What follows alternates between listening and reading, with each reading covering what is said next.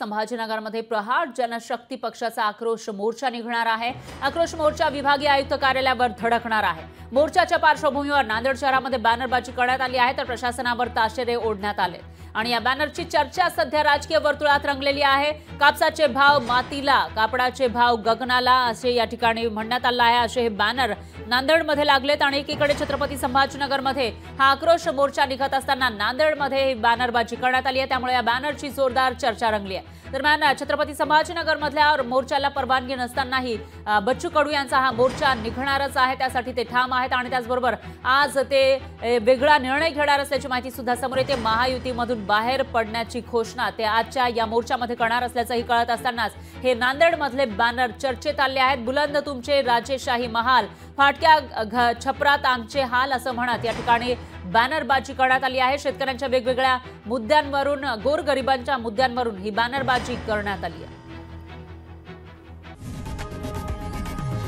लोकशाही मराठी ऐका, पहा, जागरूक रहा।